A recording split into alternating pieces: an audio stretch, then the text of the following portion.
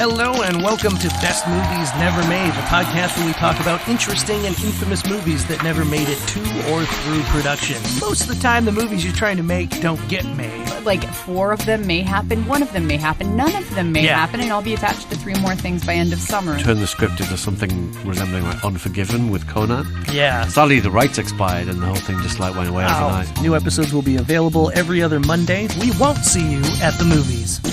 Best Movies Never Made, as featured in Entertainment Weekly, is available wherever you listen to podcasts and on the free Electric Now app. If you felt a great disturbance in the Force, you're not wrong. My new book, Secrets of the Force, is now available in hardcover, digital, and audio from St. Martin's Press. And check out my other great oral histories with Ed Gross of Star Trek, The 50-Year Mission, So Say We All, the complete oral history of Battlestar Galactica. And nobody does it better, the complete oral history of James Bond and Spymania. All available in hardcover, paperback, digital, and audio wherever you buy your books.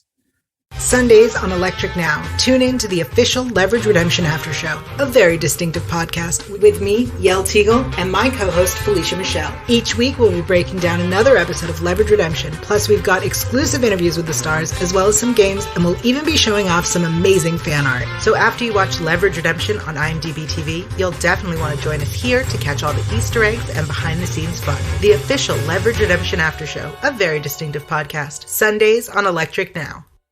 If you like listening to this podcast, you'll love watching us on Electric Now, the free video streaming app featuring video versions of all your favorite Electric Surge podcasts, along with full seasons of The Librarians, Leverage, the exclusive Leverage Redemption After Show, as well as Flash Gordon serials, hysterical comedy specials, and much more. Download it today from your favorite app store or watch us on Roku, Stir, Distro TV, Zumo, Sling, or Plex.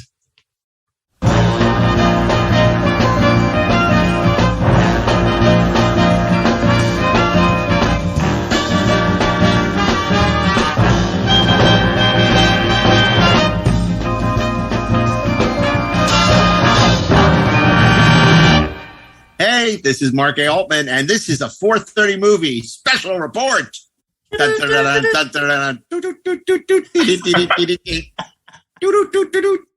know Morse code? Breaking. So if I was going to spell Telluride, what would it be a T? I only know S and O. Well, that doesn't help. A needle pulling thread. Unless you're Peter Gabriel, that doesn't help. Okay.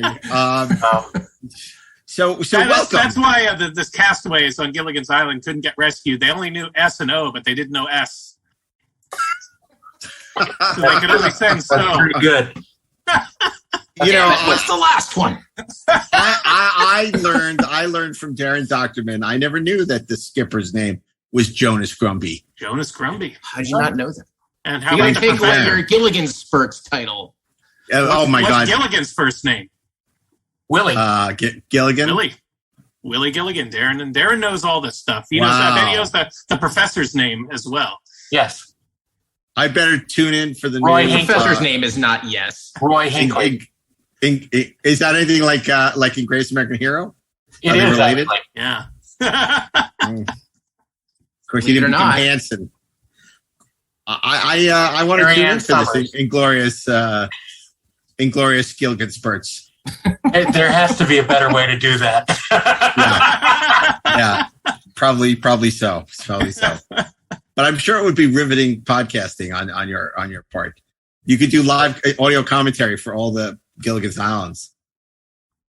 You could have have the natives come and do. Well, the great thing is, all you have to do is one. Then you know what? Play with all of them. I'm not going to do that. I'm not going to do that podcast. You can't make me. You can't make me. Then we cut to the podcast. Transition to actually doing that podcast. Yeah, exactly. Hey, so we're back talking about Gilligan's Island.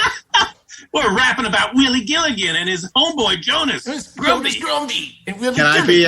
You know what I'm saying? Can I be a guest on the Harlem Globetrotters episode? Yes, I would like to be. And you can talk about the unfilmed 007 crossover. Yeah.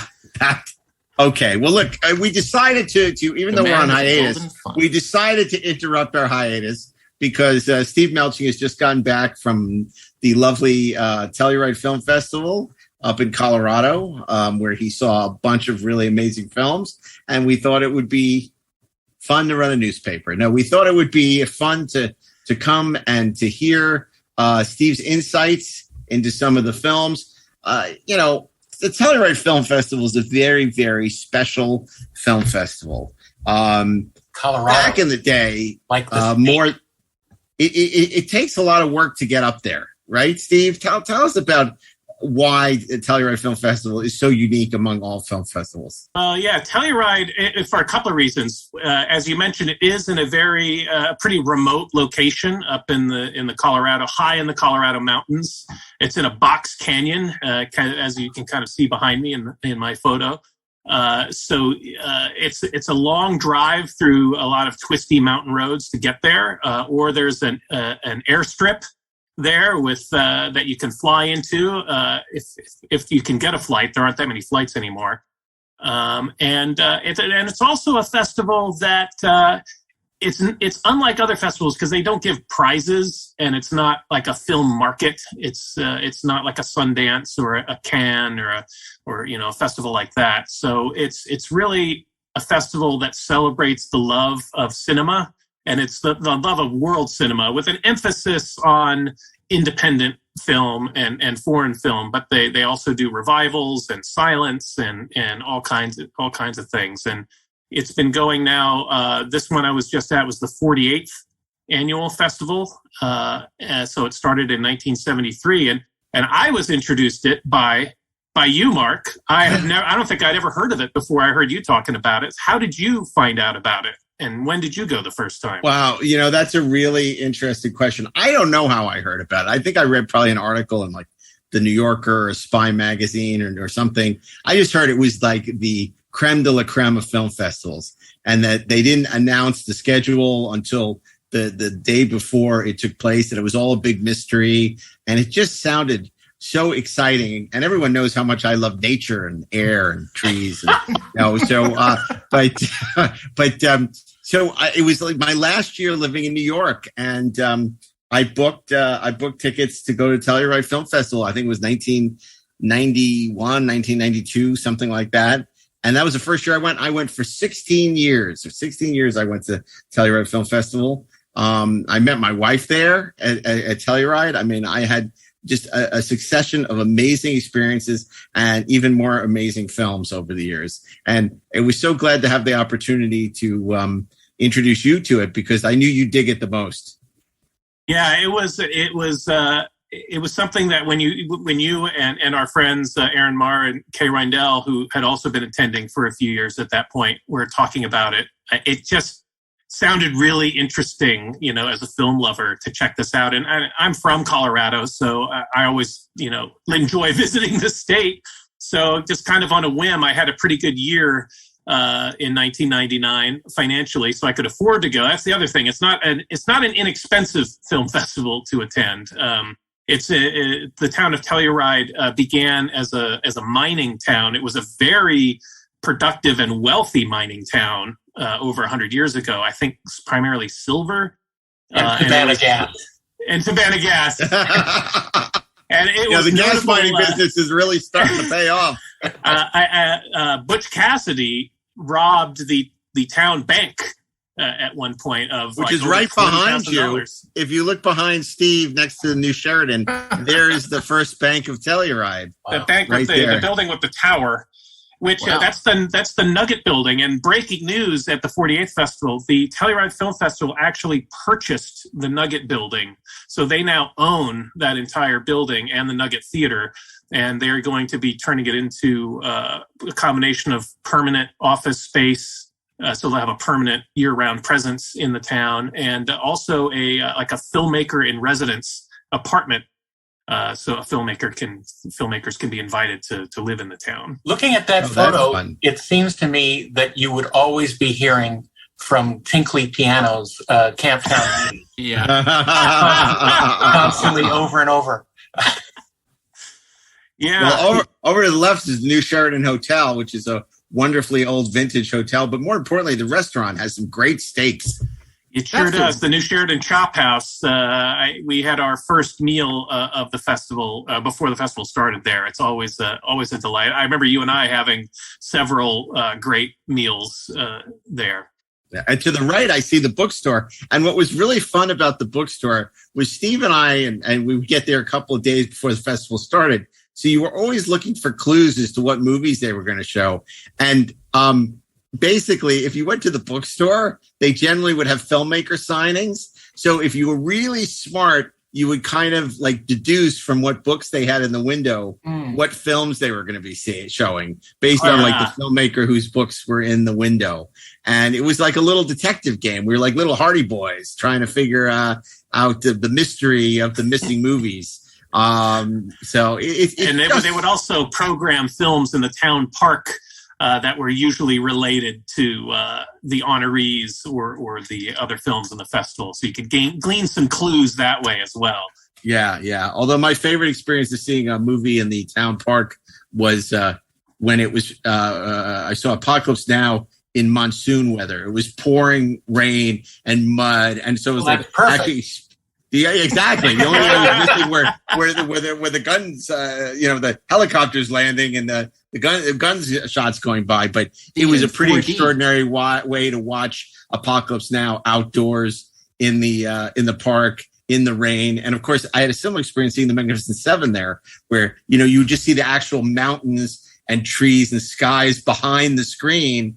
And it was like, that was what was on the screen. It was almost like extending beyond because it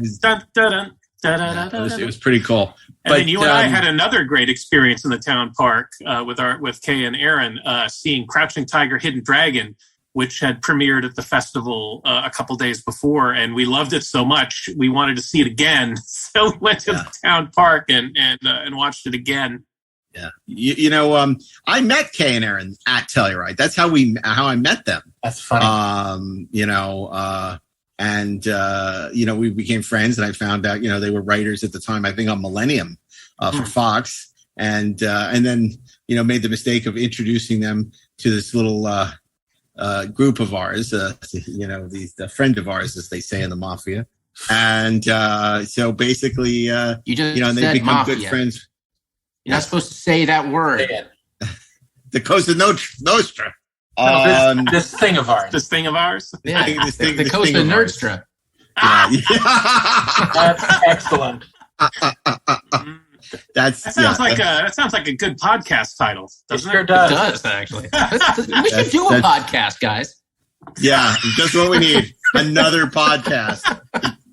God, between all of us, we have 4 podcasts. We got the Cartoon Bar Room with Ashley and Steve, the wonderful Cartoon Bar Room, and then we have the Inglorious Treksperts with Darren and myself, and very frequently Ashley as well. The Treksperts Briefing Room, an entirely different podcast, and the 4:30 movie. So that's 4 podcasts. Count them. So 4. I the thought of doing any more is quite daunting. 5 is right out. There are 5 podcasts. No, there are only 4. I can tell you 5.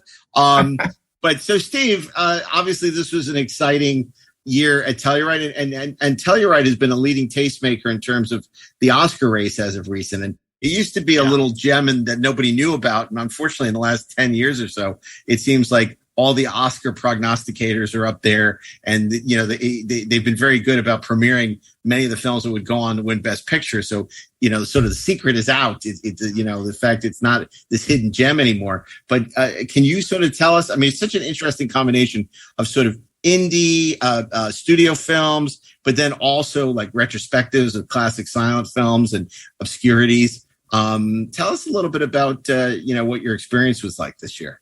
Yeah, well, as you kind of alluded to, there are a couple different kinds of people that go to the festival. There are the journalists and prognosticators that like to see this year's big buzzy Oscar contenders, and then there are sort of the average festival goer, I would say, who's really also interested in seeing the movie stars and directors there. And that's another really great thing about the festival. In order to have a film play there, it really has to be a North American premiere, so it wouldn't have played at any other festivals in North America. A lot of films have played at Cannes prior to this, so there's a little buzz about them. But also, the filmmakers need to be in attendance, so you usually have the main stars and the director present to introduce screenings and do Q&As. So I know we've seen all kinds of superstars just wandering around the town, and lots of stories of, George Clooney drinking in the new Sheridan bar there, or Peter O'Toole riding a bicycle down this main street, or, Meryl Streep or Jodie Foster or Clint Eastwood. They're all there at one Peter point. Peter Bogdanovich and his ascot. Yes. And there are a couple of regular fixtures of the festival where it just doesn't seem like Telluride if you don't see them. Mainly Werner Herzog, who is a fixture. Star of The Mandalorian. You may know him. You may know him from The Mandalorian. And Ken Burns, the documentary filmmaker. Although, sadly, this year, both were absent at the festival. I understand Werner's wife had a COVID, so he did not travel. And Ken Burns sent his daughter to the festival with Muhammad Ali, their current documentary series, but he did not attend. It's funny, when you see Ken Burns in person, it seems like he's moving slowly towards you.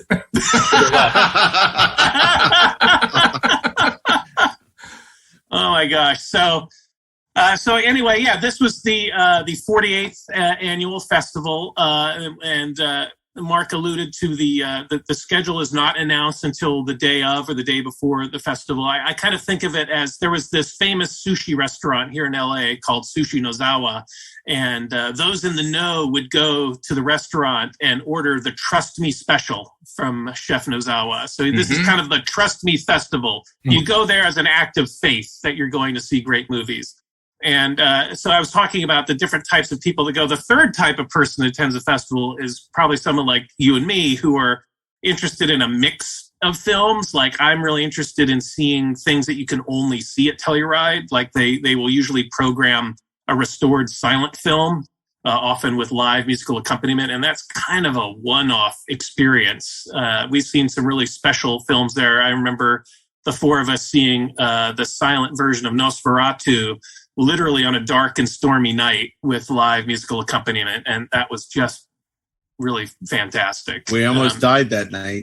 Coming down the gondola from Mountain Village, there's this gondola. It's about a 15-minute ride from Telluride over the mountain to Mountain Village, where they have another theater venue, the Chuck Jones Theater. That was no boating accident. Yeah. Chuck Jones was another long-time fan of the festival, and I think his notable quote was, "It's the most fun I've ever had without breathing." That's not untrue. I mean, the air is the air, and there's very little of it up there. It's very high altitude, and in the past when I was younger, you definitely noticed it was hard to breathe. But when my wife was pregnant, we went. That was the last year we went. We had to leave early because I barely breathe. It was really tough because the air is much thinner up there, but much cleaner. Yes. I remember one year we were there, David Lynch was there with The Straight Story, and he had to leave early because he was having trouble with the altitude. You didn't have like a little oxygen tank? Look at me! Don't look at me! Although that's funny because the year before my first year, they showed Twin Peaks, the pilot. That was, I think, the first time they programmed a TV pilot, and they showed the Twin Peaks at Telluride. And I remember, I'm like, I missed it by a year. But then, of course, we ended up seeing Mulholland Drive there, which was a revelation. Yeah, that was great. So and the other thing about Telluride, being up in the mountains over the Labor Day weekend, the weather is very unpredictable and can change a lot. We've been there years when it's rained. We've been there when it snowed. It actually snowed a couple of years we were there. And sometimes it's spectacular. Like this last year, it was a little cloudy and rainy the first day and a half, and then it was just cloudless skies and 70-degree temperatures for the rest of it. It's spectacular. So this year, the festival, it's normally over the Labor Day weekend, the Friday through Monday, but every 10th year, they will add a day to the festival, or at least they did for the 30th and the 40th. And they added a day this year because the 2020 festival was canceled because of COVID, and they wanted to stretch out the festival so that the audience would be a little more dispersed, so the theaters wouldn't be filled to capacity, to try to get a little distancing. And they had, mandated that all attendees be vaccinated and provide a negative COVID PCR test prior to arrival, and wear masks, of course, in all indoor venues. So it felt safe, and I was there for the full festival. I saw 18 films during the 5 days, and then one bonus film for the festival after the festival, and masked up. And I'd say apparently there were a couple of breakthrough cases in town that I heard about, but my wife and I both escaped completely unscathed. So I said I saw 18 or 19 movies total at the festival. Wow. It's impossible to see everything at this festival. It's physically impossible. There were 44 feature films programmed in the festival, plus 5 special screenings, and the backlot theater had 11 more, for a total of 63 feature films or feature-length collections of shorts. Steve, I think if you were dedicated enough, you would have been able to watch everything. Yeah, I think we're beginning to question your love of cinema. Yeah, I think that was my record. I think was either 14 or 15, but it's brutal. It's a lot of movie going. My record was seeing 6 films in one day. I think I did that twice over all my years there. And to me, a good day is 4 to 5. If I only see 3, it feels like a disappointment. But this, I've kind of slowed down because, I realized that I'm not doing anybody any good if I'm getting up at 7:30 in the morning and hustling down to a theater to get in line and then falling asleep. Plus, your reflexes just aren't what they were. Yeah, it's true. So 18 movies in 4 days is slowing down to you. Yeah, there were two days of the festival where I just decided not to do the morning movie. I thought, screw it, I'm not going to do a 9 a.m. movie. I'm going to sleep in, and I'll go to an 11 or a noon movie. Does your wife Dana see everything with you, or no? Most of the time, but that's the other thing about this festival. You'll go in groups, and then everyone has their different tastes, and you'll split apart. Like when the schedule comes out, that's when you start doing the math, and you think like, what are the films are must-sees? What are the ones I really want to see, and what are the ones I don't care about so much? It's rare to see a movie there that I don't like. I think I've only seen a few. I know you and I saw one called Le Grand Bouffe. If you made me guess, I was going to say Le Grand Bouffe. Yeah. I'm sorry. Which is this black and white French film about these guys that were basically going to eat themselves to death. Just not stop eating until they died. As you do. And it was not like actually like auto cannibalism, but like not cannibalism. They just a non-stop meal, which is funny because okay.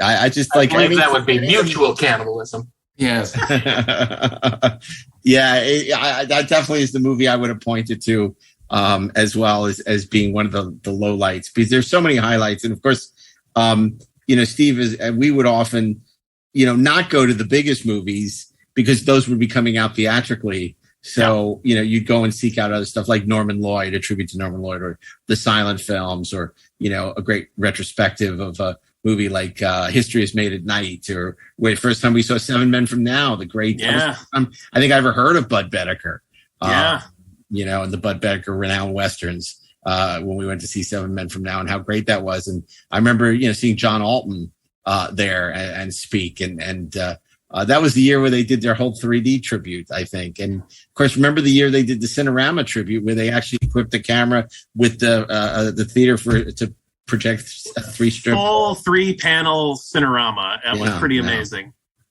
And also the big sort of premiere movies tend to be, the popular ones. So there's always that chance you're not going to get in. And that's another thing I love about this festival. It's very sort of egalitarian. There's really only 2 classes of attendees at the festival. They're the ones that buy the Morlocks and the Eloy. The grips and the grups and the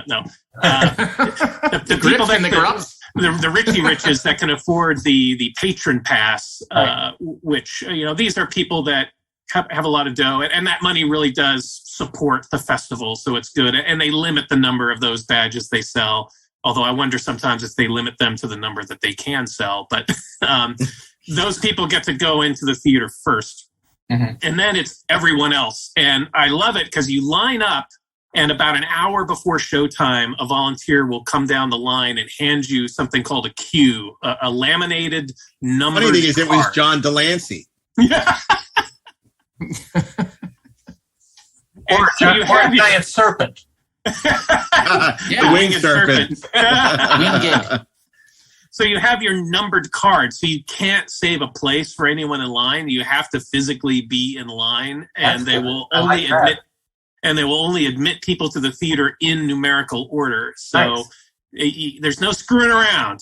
I mean, obviously, there's nothing to prevent people from saving seats inside the theater, which we might have done once or twice over the years. But I have to perhaps the thing I find most surprising about that is, and maybe it's just because I'm so far now removed from going to movies where I have to get in line to get the seat. Right. Like, I have to wonder how far away they are from, the whole reserving your seat online, assigned seats thing. Yeah, it would take away the fun of it because, I think part of the joy, it's a throwback to when we were, I wouldn't even say kids because it was really only like 10, 15 years ago where reserved seating became ubiquitous. Yeah. But think about all the times we waited online for films, in line for films. Mm-hmm. And the people that you would talk to and meet and the conversations that you would have while waiting online. Guys, I'm so excited for The Phantom Menace. Right. Yeah, exactly. And so... Because we know how much you enjoy meeting new people. Yeah. Yeah, Mark. I was going to say, wait a minute. I do? Oh. That wasn't directed at me. Well, it was different. It was different in Telluride. I remember there was this older couple. I think like this probably 20 years ago, but, they're probably our age now. No, they were much older. They were much older. And they were looking at the schedule trying to figure out what to see. And said, what's this Ed Wood? Is this something you think we would like? And I'm like, oh, you got to see it. It's Tim Burton. Ed Wood, you just go see it. I'm not going to tell you anything about it. It's fantastic. It's Tim Burton's greatest film.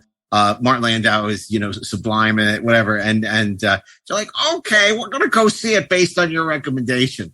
Then, of course, I ran into them the next day online for a movie, and they're like, hey, it's the Ed Wood guy. And I'm like,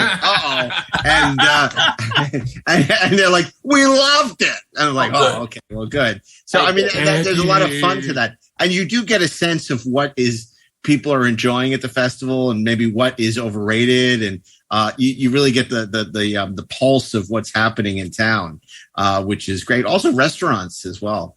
And that helps with doing the math that I talked about earlier, like figuring out what you're going to see. Like for me, I always look for what's the big silent film, and if that sounds interesting, that I'm just going to block that out, and everything has to flow around that. And sometimes you just have a hole in your schedule. And they're like, well, I could see one of these 3 movies. Like, I'll check this one out. And you're like, it might turn out to be fantastic. Like, I never would have thought to go see this movie, but I had a hole in my schedule and I saw it, and it was really good.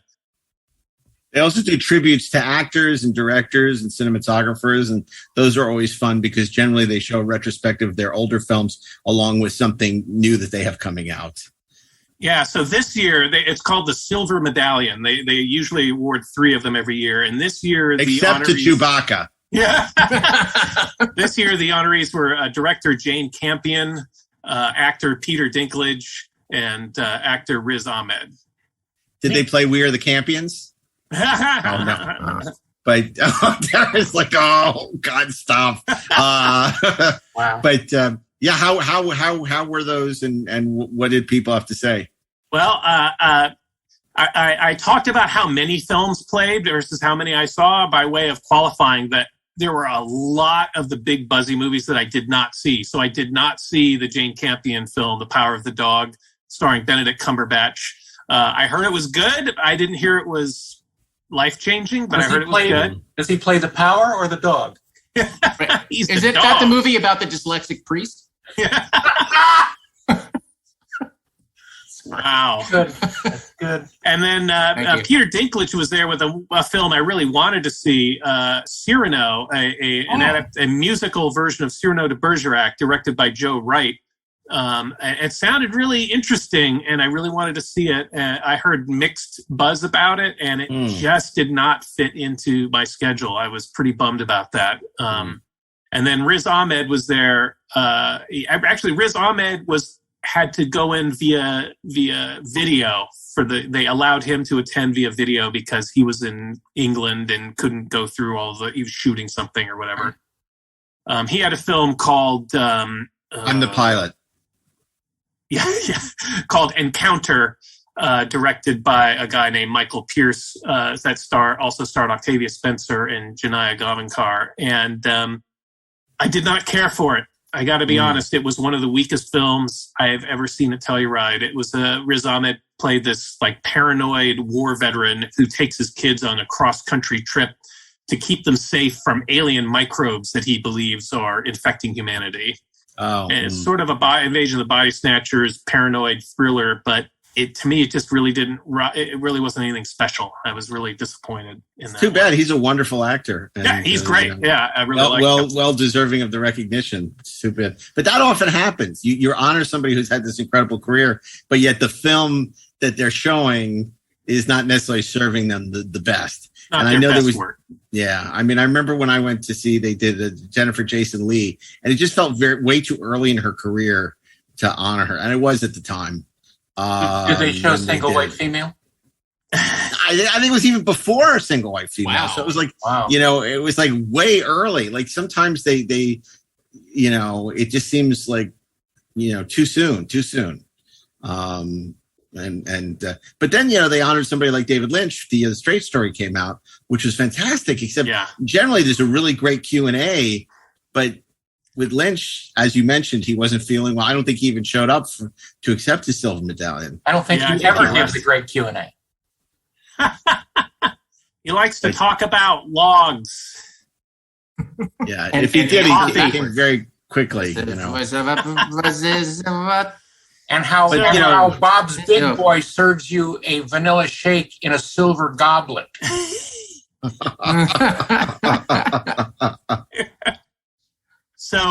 So during my time in Telluride, I saw it's a mixture of narrative films and documentaries. There seemed like there were a lot of documentaries this year, and so I saw 10 narrative films, and I'll just briefly go through them. Probably not my favorite one, but probably the one that you're going to be hearing the most about that I saw was called King Richard. And it stars Will Smith as Richard Williams, the father of Venus and Serena Williams. And it's one of those movies that is one of those mid-budget range sort of true story biopics that just checks every box. And it's so well made. Will Smith is terrific in it. I would be shocked if he's not at least nominated for an Oscar. He might win for that performance. The girls the actresses that played Venus and Serena, Sanaya Sidney and Demi Singleton, were both terrific. And it's a great, underdog story of this struggling family in Compton, and Richard Williams and his passionate belief in training his daughters to be world champions when nobody takes him seriously or believes him. And, we all know how that ends, but it's still a really solid, emotional movie. So that's one I would definitely recommend. I believe it premieres on HBO Max in November. Like a lot of these films that played at the festival this year are going to be streaming soon, if they're not already, because of the nature of distribution right now. In the past, we'd see films at Telluride that would sort of trickle out over the next year in limited release. Some not for another year or two after they debuted at Telluride. But a lot of films, some didn't have distribution when they screened. They hadn't even been picked up for distribution. And that's another great thing about Telluride. It's not a film market, so there aren't people there making deals, and there's no paparazzi there. So you're free to approach people. I've talked to a number of directors and actors in town. I remember once waiting in line for a movie in front of Saul Zaentz, the producer of friggin' Amadeus, is in line behind me to see this movie. I'm like, that's crazy. They're like, oh, there's Milos Forman. I want to go ask Milos Forman a question on the street. I remember seeing Swingers. It had the American premiere there. I think it had played Toronto or Venice, but and Favreau and Vince Vaughn and everybody were sitting like right in back of me, and Doug Liman were like right behind me. And that was fun. It was the first time I saw Swingers and just fell in love with it. And Reservoir Dogs had premiered at Sundance, but then that fall it played at Telluride, and it was very exciting to see, because I came back saying, "Oh, everybody, you got to see this movie! It's so great." Yeah, I remember you and I having lunch once at this little diner in town, and sitting at the next booth, I believe by himself, was Willem Dafoe, who was there with Shadow of the Vampire, which is a really cool little... The Vampire, yeah. Shadow of the Vampire, which was really cool. And he was wearing those same overalls he wore in Streets of Fire. We went and talked about Streets of Fire, but we used it. No, we showed discretion. Another film of note that I saw, it was Kenneth Branagh's new film, Belfast, which just won the People's Choice Award at the Toronto Film Festival. And it stars Jamie Dornan, Judi Dench, and Ciarán Hinds. And it's sort of a semi-autobiographical film about growing up in Northern Ireland in the 60s. And it's black and white. And it's solid. I think maybe a little overrated.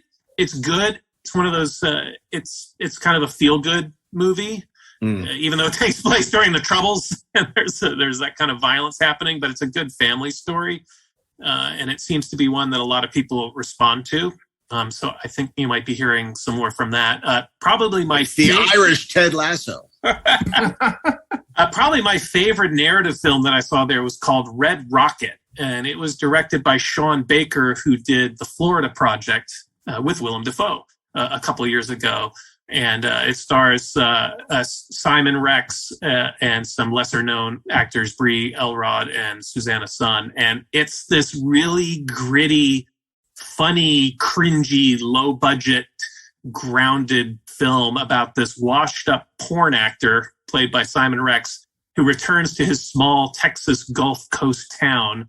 But no one there is happy to see him. And he's got this endless charm and enthusiasm and guile that he kind of worms his way back into the lives of his ex-wife and her mother and moves in with them.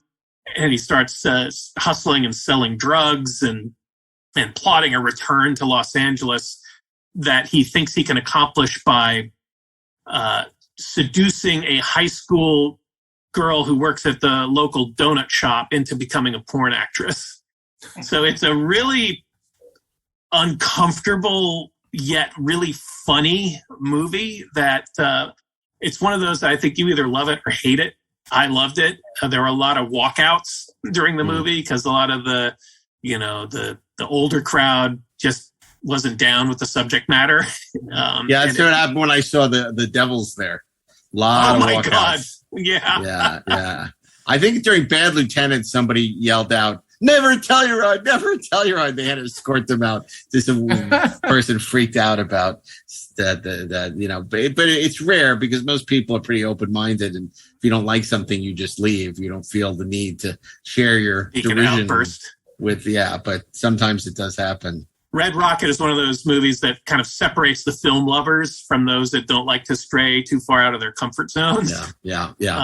But it premiered at Cannes earlier this year, where it received a 5-minute standing ovation. So the French loved it. But then again, the French... They made a movie about dudes eating themselves. Yeah, exactly. So Red Rocket, I would recommend looking out for. Another one that I liked was called Unclenching the Fists, which was a really... This is a Telluride movie, man. I was laughing at Ashley's face. I was laughing at your face. No, you. It's this really bleak drama that takes place in the mountainous Ossetia region of the Russian Caucasus about this young woman who tries to escape from her leering, hyper-controlling father.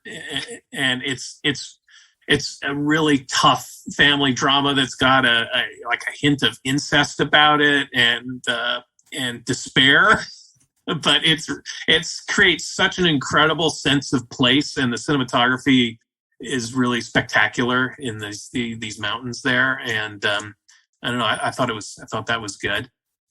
Then there was the one called A Hero, written and directed by Asghar Farhadi, who won the Oscar a few years ago for his film A Separation, won the best foreign film as an Iranian film. And this one is about a man in Tehran who's released from a debtor's prison for a weekend and tries to convince his creditor to withdraw his complaint in return for a partial repayment, and things just keep going wrong for this guy, and he's in danger of going back to prison for many years. And it's kind of one of those movies about the nightmare of bureaucracy and navigating the laws and customs in Iran. So not nearly as good as A Separation. I thought A Separation was terrific. This one I actually dozed off a couple times during, but it was good. Then there was one called Come On, Come On, directed by Mike Mills, who is famous for a lot of music videos, but it stars Joaquin Phoenix as a radio journalist / podcaster who ends up having to take his precocious nephew across the country as he's recording his latest project. I just have to say, that podcaster's not a real job. Are you not getting paid for this, Ashley? Did you not get paid? What, you guys don't tell them. You guys are? I just got a raise. Oh, fuck. So come on. A lot of people seem to really like it. I thought it was solid, but it was like a solid B for me. It was good. And Joaquin Phoenix is really good in it, but it didn't knock my socks off. Then Benedict Cumberbatch was there with another film called The Electrical Life of Louis Wayne, which co-starred Claire Foy from The Crown, and it's about it's a biopic about Louis Wayne, who is this commercial artist in London in the late 1800s, early 1900s, who started drawing anthropomorphized cats that were published in a London newspaper and became a sensation.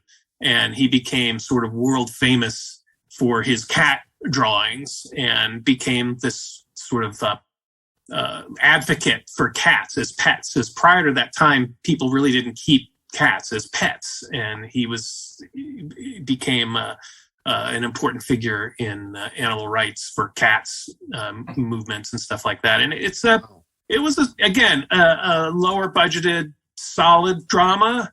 Cumberbatch was really good in it. It's probably worth your time, but not one for the ages. When did you find out he was Khan? And then we saw one called The Same Storm, where the title comes from that quote, "We're not all in the same boat, but we're all in the same storm." And it was sort of a COVID drama directed by Peter Hedges, who directed What's Eating Gilbert Grape. And it has this huge cast that included people like Mary Louise Parker, Elaine May, Sandra Oh, Alison Pill. And it's this movie that was made, the director, Hedges, didn't even meet half of his cast in person during the production of this film because everyone filmed everything sort of over Zoom or filmed themselves. And it's this sort of circular, interconnecting, poignant vignettes about life during the COVID lockdown. And it was surprisingly solid. It kind of rose above those limitations. I thought, is this going to be like a Zoom play? No, it was much better than that. And the funny thing about that one is my wife bears a resemblance to Mary Louise Parker and is sometimes mistaken for her in real life. And Mary Louise Parker was at Telluride this year, and I thought, I hope we get to see her. Well, during the screening of the Riz Ahmed movie Encounter, in this theater that was only about a third full, Mary Louise Parker sat down right next to my wife, the very next seat. The whole rest of the row was empty, but her and her son sat in the next seats. So we ended up chatting with her before the movie and complimented her on The Same Storm, and she was super nice. Oh, that's great. That's great. I always thought she was terrific. By the way, I have to say, it's so good to see Elaine May doing, a lot more acting these days. We watched Heaven Can Wait on Saturday, which, she co-wrote with Buck Henry, and it's still great. That movie's still great. Yeah, I still have to see it. I've never seen it. You've never seen Heaven Can Wait? Is it streaming somewhere, or did you have it on disc? I have it on disc, and then I also have it on Apple TV. You know, I mean, Okay. But you can buy it on iTunes. Darren, isn't Heaven Can Wait awesome? Didn't you pick it for one of your 4:30? Yeah, I picked it for Sports Week. Oh, yeah. Yeah. I think I picked it for Sports Week. One of us did, right? One of Darren? us did. Yeah. Yeah, it's so great. It's great.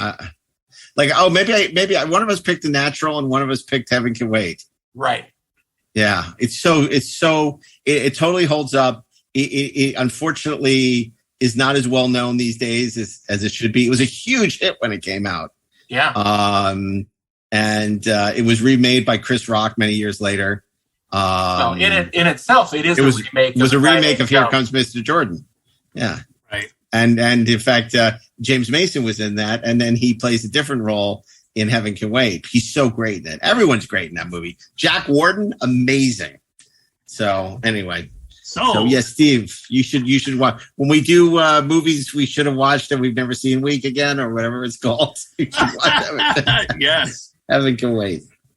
And so the last narrative film that I saw was a stop motion animated movie called Marcel the Shell with Shoes On, which was directed by a guy named Dean Fleischer Camp and written by Dean and Jenny Slate, the comedian. And it's based on a YouTube short from 2010 that got like 32 million views.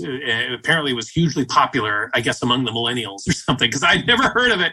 And I think they also wrote a children's book based on it. And it's Marcel is this little seashell with little sneakers and a little eyeball. And it's stop motion animated and voiced by Jenny Slate. And it's this sort of wistful, charming movie about this little childlike shell that lives in this empty house with his grandmother, played by Isabella Rossellini, or voiced by Isabella Rossellini. Wow. And the rest of his shell community is inadvertently kidnapped away from the house when the couple that Frank Booth.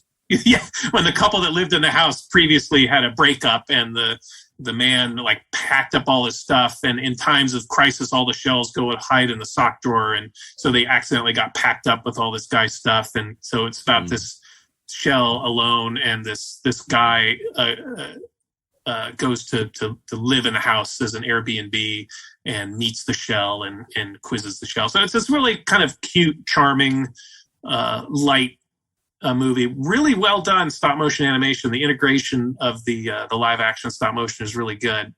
So it's Toy Story for people who like shells. Yeah, I mean it's good, and it was kind of it was one of those films that really caught fire among the attendees because it was such a nice change of pace from something like the bleak drama of unclenching the fists. You got, it's Marcel the Shell, this cute little shell that makes all these witty, funny observations about life. Shells can't catch fire, or talk.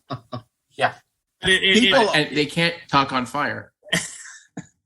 It was programmed a couple of times as a TBA. Like as the way the schedule works in Telluride, they'll block out every showtime at all the different venues in town for the first couple days, and then in the second half of the festival, a lot of those are open slots where they will program in films that people seem to want to see more of.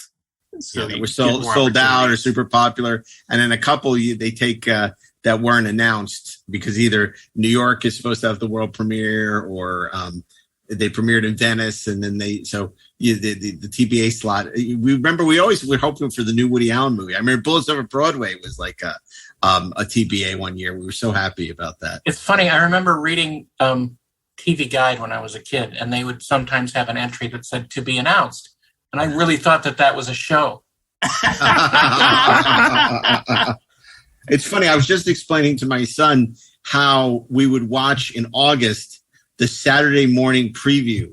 That's how we would find out what the cartoons were going to be, and how you would wake up on Saturday morning and just watch cartoons all morning till about noon. It was usually the Friday before the Saturday that everything premiered. Yeah. And that's how you would plan. Preview, the super sneak preview Saturday special. I think they did on. Yeah, you had no idea what was coming that fall. Maybe you would see. They would also be the same week ads in TV Guide that had all like this is the CBS lineup. Yep. The exciting. But you also didn't know what wasn't coming. 1978. Right.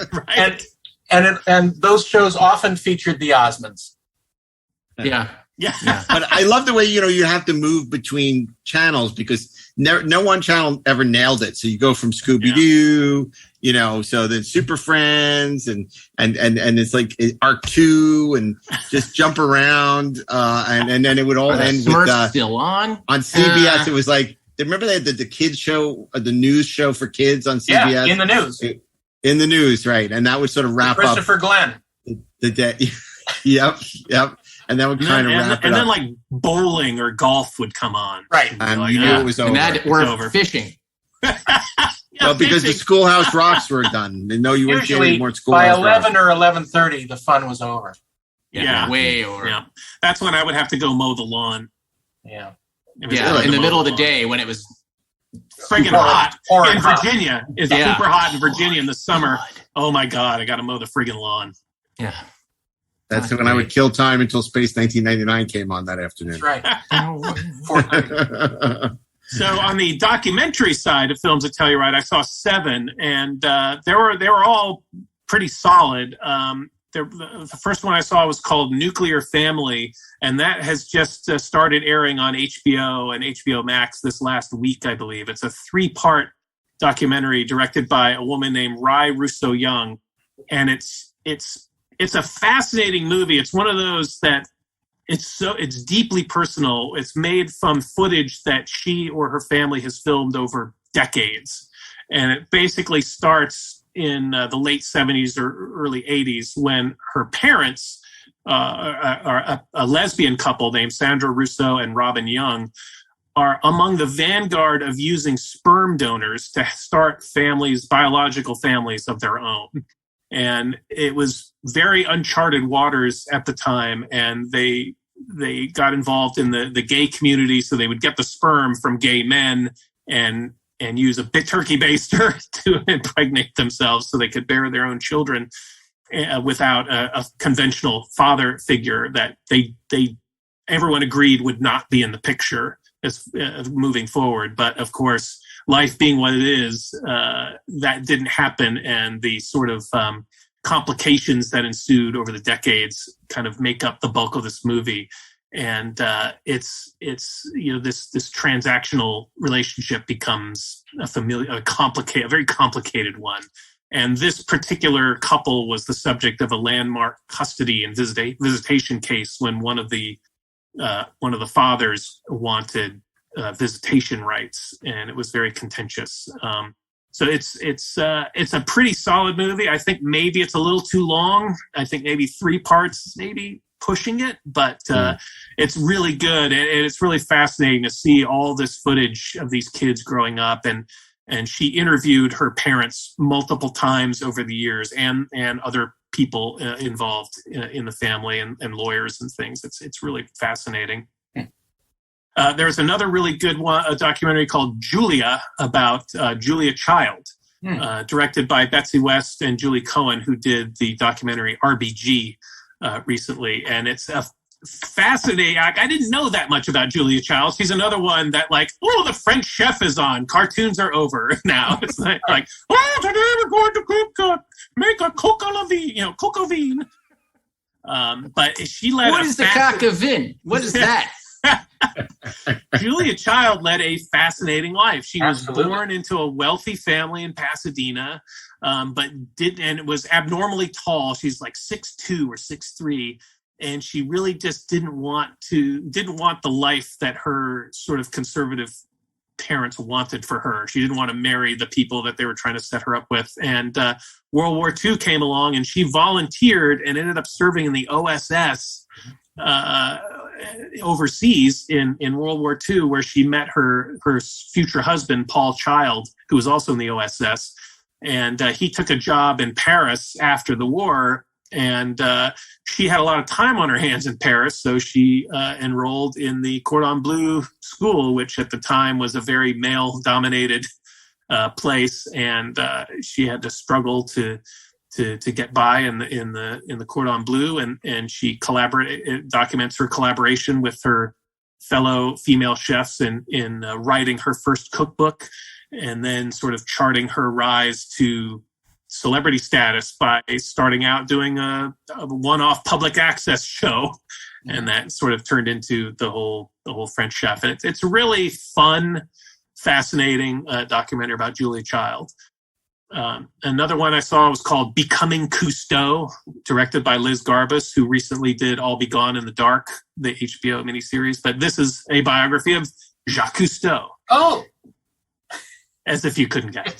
But yeah, really solid down the middle a portrait of Cousteau and his family and how he became the sort of icon celebrity that he became. Another one I saw was called The Real Charlie Chaplin, which is sort of another sort of right down the middle, cradle to grave biography of Charlie Chaplin. Probably didn't learn a whole lot you might not already know about Chaplin, but it has a lot of great footage and some interesting archival interviews. Probably the buzziest documentary I saw, it was called The Rescue, that was directed by Elizabeth, I'm going to mangle this name, Elizabeth Chai Vasarhelyi and Jimmy Chin, who did the documentary Free Solo a couple years ago about the mountain climbing. And this one, this film, The Rescue, is about the 2018 rescue of the 12 teenage soccer players and their coach who got trapped in that flooding cave in Thailand. And the documentary kind of focuses on this team of elite English cave divers and how they came to work in this rescue and how they interfaced with the local Navy SEALs and other people to try to get these kids out before the cave completely flooded out. Wow. So really intense, lots of great footage, definitely worth seeing. I'm sure you'll be hearing about that one. Another one, this was a TBA documentary called Becoming Led Zeppelin, which was a fully authorized documentary about the formation of Led Zeppelin and the recording of their first album. And it's tons of rare behind-the-scenes footage and these great archival interviews with John Bonham.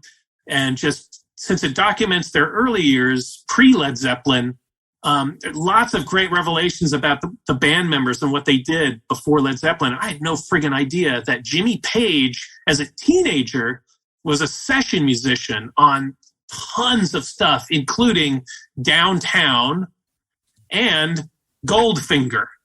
Jimmy Page played on Goldfinger. That's pretty awesome. And he was also a session musician on albums by The Who, The Rolling Stones, and David Bowie. So he has tons of great stories. And then John Paul Jones and his career as an arranger. He had no idea what an arranger was, but he took the job when it was offered to him. And he did arrangements of all kinds of songs, including a lot of Donovan songs, including Mellow Yellow. So wow, that's really a whole lot of love for Led Zeppelin. Yeah, nice. And then my personal favorite documentary I saw was called The Automat, directed by Lisa Hurwitz, and it's a documentary about the creation, rise, and ultimate fall of the Horn and Hardart Automat restaurants. Yep, in New York and Philadelphia. Yep. Yeah. Well, it was all the tribbles that got into the this is my chicken sandwich and coffee. It's this really charming feature-length documentary about how these guys put together this automat, and what and with all these great memory interviews with people like Mel Brooks and Carl Reiner and Ruth Bader Ginsburg and Colin Powell. And other people telling stories about the automats, and it's a fascinating story. It's definitely worth your time. Did you ever go to the automat, Mark? I walked by it many times, but I never went there. It's a true regret of my time in New York, never having gone. I went there. Oh, you went to once? My dad took me. Yeah, it was in pretty New York? amazing in New York. Yeah, I never went to Windows on the World either. My dad took my cousin. It's like. See? How it goes. I think the automats were kind of in decline by the 70s and 80s. Absolutely.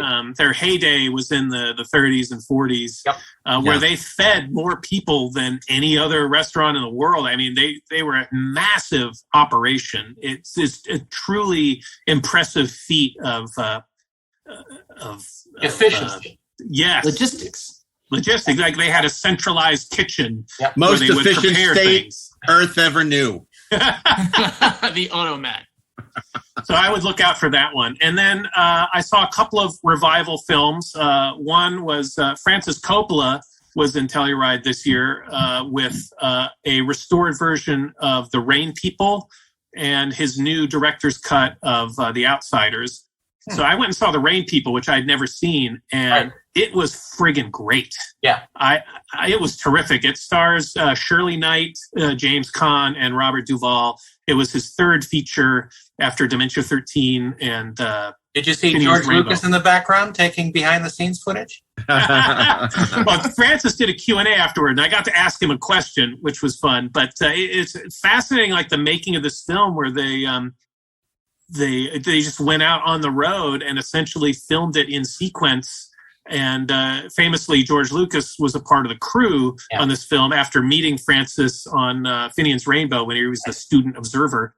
And Francis invited him to be part of his little collective. And so George was part of the team. And they had about, I think he said they had about 10 people, a little caravan of vehicles that they would go from place to place. And then they would send scouts out to the nearby towns to look for interesting events or things that they could incorporate into the movie. So there's a big parade scene in the movie. And like, oh, there's going to be this parade on Saturday. We should film at that. So they wrote a scene to take place at this parade. But really terrific movie. If you haven't seen it, since this restoration was done, I'm sure that means it's forthcoming. There's a forthcoming disc or streaming release of it. And then that's great. Yeah, that's so great. And Coppola was there, with Apocalypse Now Redux. And one of the joys was when Eleanor Coppola was there with Hearts of Darkness. That was a delight. I got to see Coppola there for Apocalypse Now, and he was there with John Milius was there, Walter Murch, like the whole, and Walter Murch worked on the Rain People as well as the sound designer as part of that collective. Yeah. And remember, we saw George Lucas with THX 1138. Yes, that was a really good, interesting Q&A afterwards with Elvis Mitchell. Fantastic, yeah. And then the last film that I saw was The Silent that I made time to see. It was called Fragment of an Empire.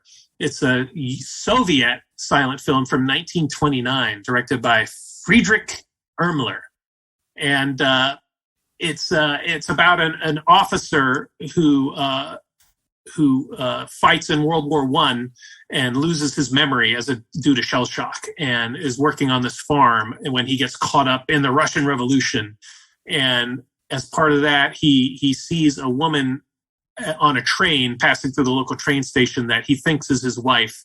And that starts to re-trigger all of his memory starts to come back. So he goes back to his hometown of St. Petersburg, which is now Leningrad. And so there's these statues of Lenin, on every corner. And he goes to his house, but his house is gone. There's a big apartment block there. And he goes to find his old boss to get his job back at the factory. But the boss doesn't own the factory anymore. The workers own the factory. And he gets involved with a workers collective and discovers that his wife has since remarried to a party official, and he starts to discover the joys of collectivism and communism. It's a really well-made film. I mean, they take your job, they take your wife, they take your house, and it's awesome. Well, the thing that's interesting is the Soviets always, cinematically made brilliant technical movies like Strike and Potemkin, and those movies are all amazing cinematically. Not the most entertaining movies. This one was actually pretty entertaining, but the visuals were incredible. There was these great graphical things of like black screen with slashes of light going across snow with a person walking through this. I mean, it's so striking, and then great editing. Great montage. Montage. Well, Telluride has been always extraordinary with the silent films. I mean, Lonesome was one of the great silent films they showed, the Alloy Orchestra, which is almost like a Twilight Zone episode. And you see Coney Island back in the 1920s. It's remarkable. I mean, The Last Command, which I showed at your house once, I saw for the first time there, the great Joseph von Sternberg film with Emil Jannings. Remember Speedy? Speedy, of course, and The Crowd. Because that was the year Peter Bogdanovich was the guest director, and he showed, The Crowd, which King Vidor, amazing. I mean, and they showed Hitchcock's Blackmail, which was a revelation in the silent film, just brilliant. So they do such a great job in terms of preserving these significant silent films and screening them at the festival. And the funniest thing about seeing that movie, so I saw that at the Galaxy Theater, which are like all the theaters in town have generally throughout the year, they have other uses. So there's a couple of permanent theaters. The Nugget Theater is the local town movie theater, which is just a little like 200 seat theater. There's the Palm, which is the high school auditorium, which is a 500 seat sort of state of the art thing. That's there year round. And then there's the Galaxy Theater, which is the elementary school gymnasium, which is converted into this really cool state-of-the-art theater. There's the La Pierre, which is a smaller room in the high school that seats about 120 people. There's the Chuck Jones Theater, which is a 500-seat state-of-the-art theater that's like a conference facility up in Mountain Village. There's the Werner Herzog, which is the newest venue. It's the rest of the year, it's an ice skating rink. But it converts into a 650-seat. But you have to trudge over a mountain and back down. Across oceans of time. Oh my God! That's fantastic. So, are you sold on Telluride? Are you ready to go up there next year? I'd certainly welcome being a guest there. Look, I think before I answer that question, I've got a question about the new Sheridan. Now, you've established that the stakes are really great. Really great. Really great, which is really super important. There's a lot of movies. And look, I'm not afraid of going to see a bunch of movies like in a row. I mean, and they have an extensive liquor menu, by the way, if that's where you're going. So this is where I'm going. They have a full page of scotches. Okay. All right. So fine. I'm in. I did have a really great. I had a really great 18-year scotch with my steak this year. Nice, very good. How are the pizzas this year? Well, yeah, there's this great local restaurant called Brown Dog Pizza, which is Detroit style pizza, which is kind of thick crust, not as thick as not like deep dish, but really tasty pizza. A lot of the restaurants did, like this year. Brown Dog didn't serve indoors. So they had some tables set up outside, or you could take it to go. But yeah, it was terrific. And there's another one in town called High Pie or Pie High that occupies the space that was a different restaurant. Like the restaurants change from time to time. I remember we went to another steakhouse there called the Powder House that was down in the basement level. That was good. Unfortunately, long gone. It's a Mexican restaurant now, so you might be able to get nachos there. How's the Mexican food in Telluride? Good? We didn't go to Mexican this year. Oh, okay. Well, maybe next year. Okay, well, listen, how exciting that you could be there, you and Dana, and that you could share your experience with us and all these wonderful movies we have to look forward to. Of course, so many are available on streaming as well, or coming up on streaming, so they're more accessible than ever. And by the way, before we sign off, I want to recommend to movie lovers while we're gone a podcast I was recently introduced to. It's not one of ours, but something you might really enjoy. It's called Ebert and Siskel, and it's from the Ringer Network, and it's the history of Siskel and Ebert. And it's a really fascinating look with a lot of clips about, their love-hate relationship and how it began, and obviously how it ended so tragically for both of them. But what an amazing influence they had on popular culture and on film criticism and on movies in general. And I really loved it. You're saying you give it thumbs up? I give it 2 thumbs up. Yeah. And that's a funny tie-in because Roger Ebert was a fixture at Telluride for many years. So you used to see him there before he got sick. Yeah, he was. He wasn't very friendly, but he was always there. Yeah, same thing. Michael Moore was there also. He was a bit of a dick. But the one time I talked to him, he was a little brusque with me, but I realized later that he just found out his mother had died like the day before. So he was not in the best of spirits. Well, you didn't kill her. Yeah. But Elvis Mitchell was always a delight. Was he always leaving buildings? Peter Bogdanovich, always fascinating and great to talk to. It's a great because everyone's accessible. I mean, like Steve said, Peter O'Toole would just be on a bicycle driving through town. People didn't have handlers and security, and it's like you could just talk to everybody. Was there because they love movies. They had that in common. Much like the show where we all love movies, even Wednesdays. So we came out of hiding from our hiatus to share this very special experience that Steve had with you. But we are going to be back at the end of October as we begin an all new 5th season of the 4:30 movie. And anything goes. Anything goes. Anything. Dun, dun, dun, dun, dun, dun, dun, dun, dun. That Nurhachi is a small guy. So anything goes because all films are back on the table. Nothing will no longer be excluded. If we picked it in a previous season, it can be picked again. Everyone? So everyone!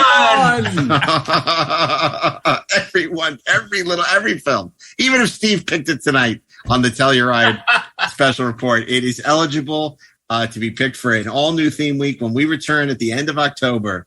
But until then, on behalf of Steve Melching, Darren Doctorman, and Mr. Wednesday himself, Ashley Edward Miller, we thank you for joining us for the 4:30 movie. We hope you'll listen to our other podcasts, The Glorious Treksperts, Best Movies Never Made, and the Treksperts Briefing Room, an entirely other podcast, and Cartoon Barroom, all available both wherever you listen to podcasts and on the free Electric Now app. So check that out. And until then, we want to thank Mark Rivera, Bill Ritter, Zach Ragatz, Peter Holmstrom, and Natalie Miscali. And we hope you have a great October, or as I think of it, Marktober. And we'll see you back here at the 4:30 movie at the end of the month for a very special week of Halloween movies. Until then, we'll see you at the movies. Eyewitness News starts now.